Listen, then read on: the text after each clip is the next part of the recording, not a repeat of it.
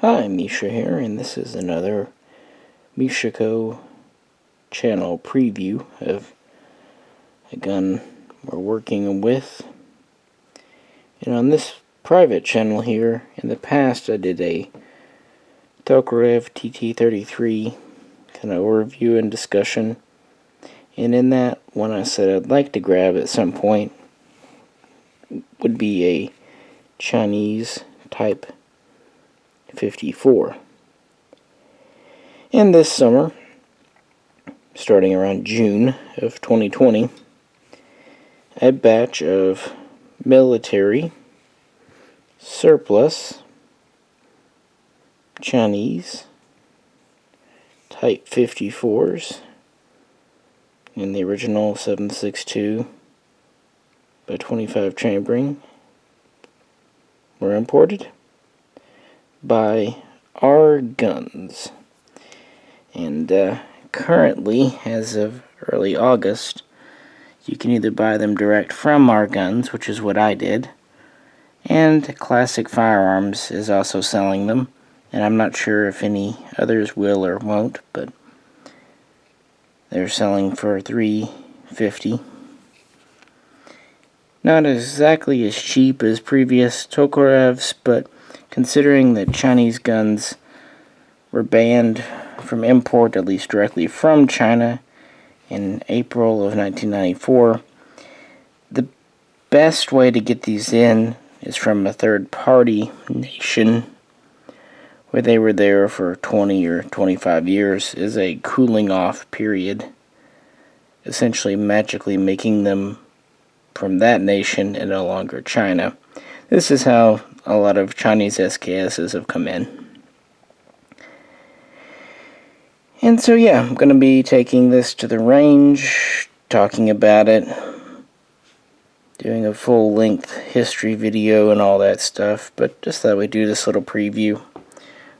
The rest of the guns here are the same that I've had. This is my World War II Russian with the original wood grips. This is a Vietnam bringback, non-refurb. This is a later production Russian. The big difference between early and late are the slide serrations. Early they had these large serrations with kind of a multi slot feature. Then they got new tooling, more modern machines. They went to these finer serrations. They were both easier to make and gave a better grasping surface. This one is an import. It does have the safety, but it doesn't seem to have an import mark, so it's a bit of a mystery gun. I've had it for a while. Up here is the Polish. This is the Wz-33, although some sources call them the Wz-48, but 33 seems to be more correct. It had the small lever safety behind the trigger here, hence this hole. Need to plug that one day, but oh well. And it's one of the few that has this basic slab side grips. Early Polish production actually had the Radom, the Luxnick logo molded into the grip, but soon they stopped doing that. And most of your Polish Wz-33s were made, at least the ones we've seen here, seem to be 1952 or 1953. These have come in for a long time and tend to command a little bit of a premium because they are typical Polish high quality, as you'd imagine.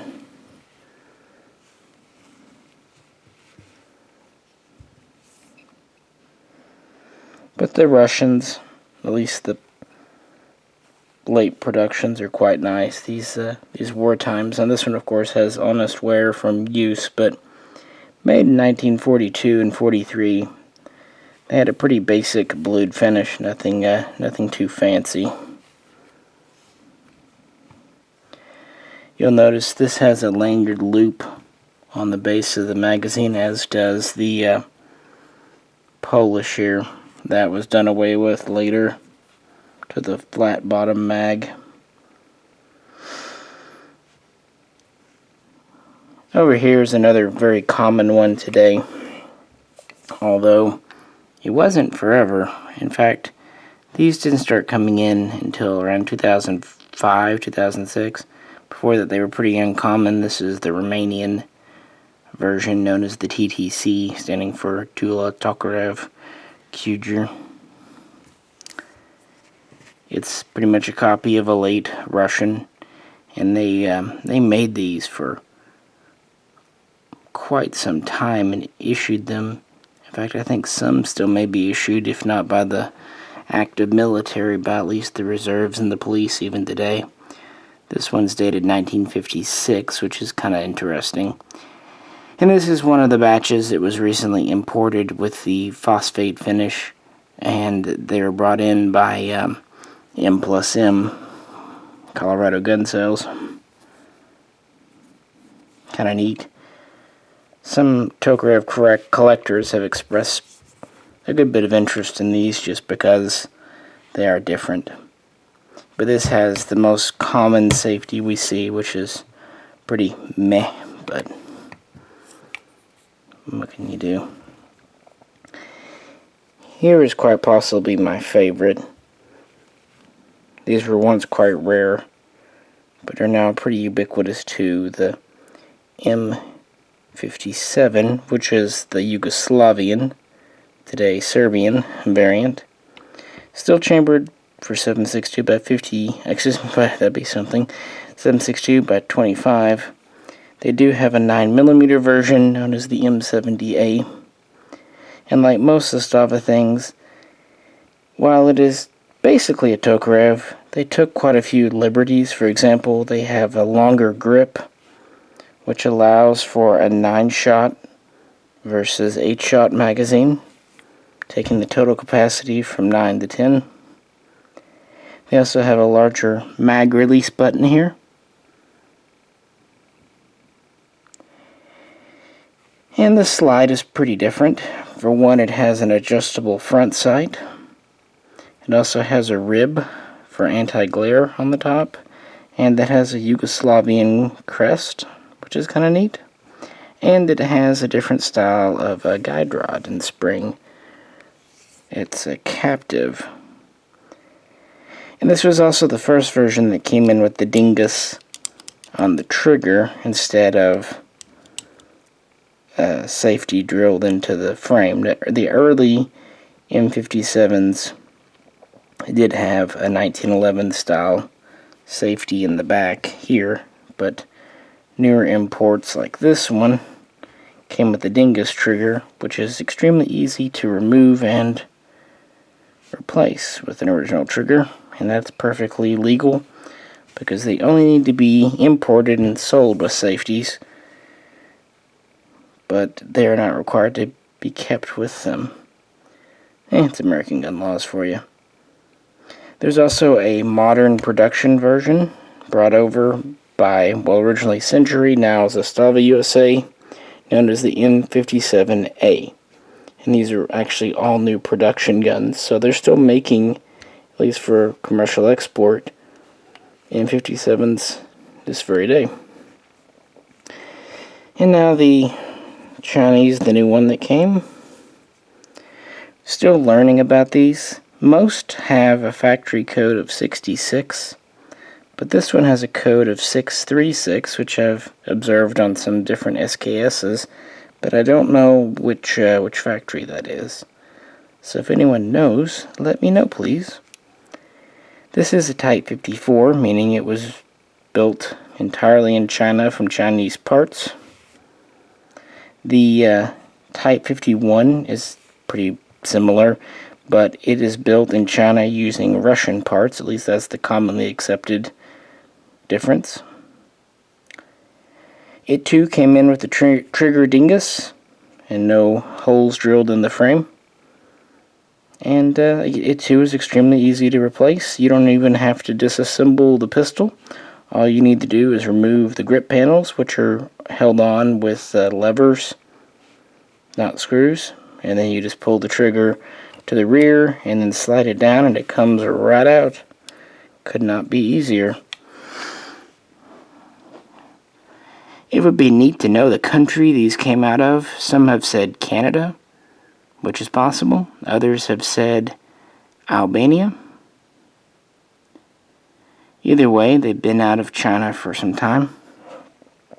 This one here seems to be an 80s production, specifically around 1985.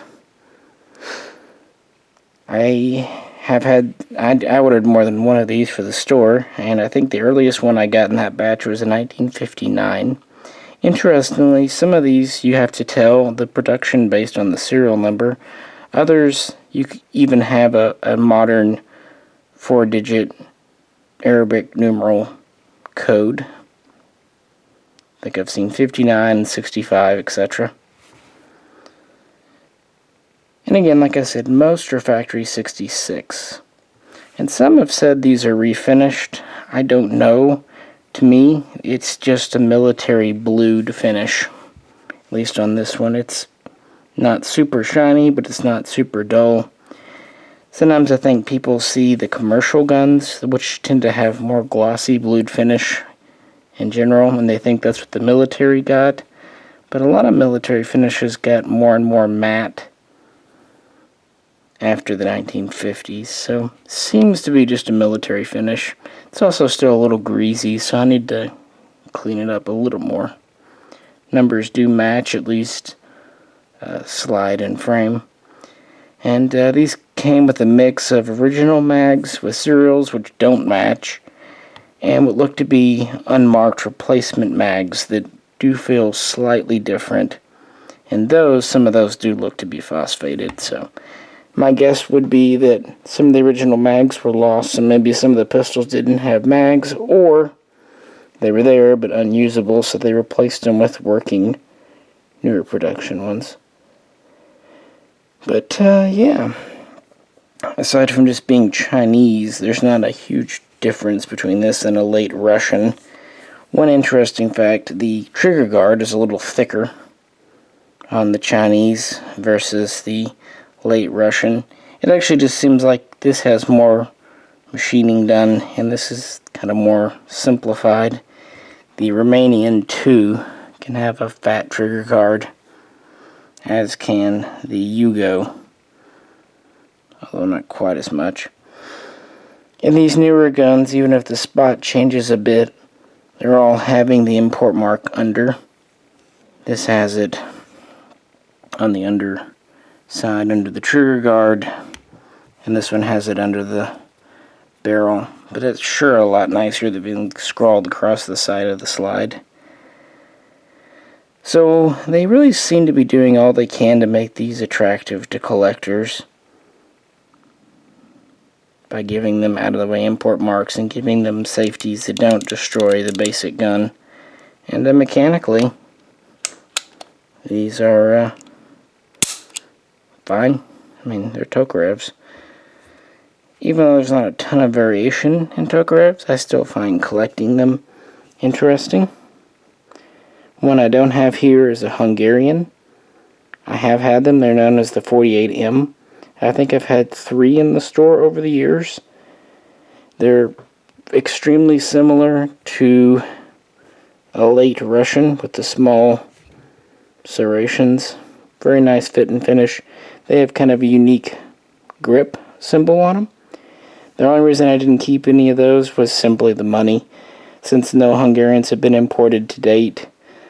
Others wanted them more than I wanted to keep them, so I let them move on.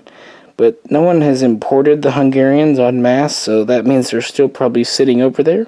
And since relations with Hungary are good, I'm hoping maybe one day a nice batch will get imported, and hopefully instead of putting a big ugly thumb safety, as on these, the importer will do the dingous trigger safety, as on the Chinese and the Yugo. Having that safety really helps, in my opinion. And of course there are a few other variations, for example, the North Korean Type 68, but the chances of us seeing a large import batch of those is quite low. There's also a Vietnamese. Originally they used Chinese that they called the K-54. More recently they have produced their own variant known as the K-14. It would be kind of neat to have a Vietnamese Tokarev. But, anywho, like I said, we'll do more on the history and whatnot on the main Mishaco channel, probably within the next month or so. But there aren't many videos out on the interwebs on these R guns, Type 54s, and I think they're pretty neat. Because you can find Type 54-1s, which are the commercial variant imported in the 80s and 90s. They have the the frame safety back here. There's also a 9mm version that came in as the M213. But as far as legitimate military contract or military manufactured Type 54s, the only ones we've had so far have either been bringbacks from Vietnam or some of the 54-1s early in importation in the 80s were actually military guns that were retrofitted with the safety. But that kind of hurts the value a bit, in my opinion, and in the opinion of most collectors. But these are, like I said, about $350, which puts them more in range with Polish, Romanian ones like this. You can still pick up for about $250 to $300 tops, depending on condition. And Yugos are actually even cheaper at between $200 and $250, give or take. Russians, of course, are expensive and always have been because they stopped coming in 1994. They weren't banned by the U.S., but Russia, during the bilateral agreement, agreed to stop exporting them. And that was that. That's why Canada still has been getting them. But even the ones that came in before 94 had to have this silly safety installed, and it's a shame they didn't know the dingous trick back then. Nevertheless, this is still a neat pistol, and I can't complain because of that small safety, I got it for probably a quarter of what bringbacks like this one go for. So, yeah.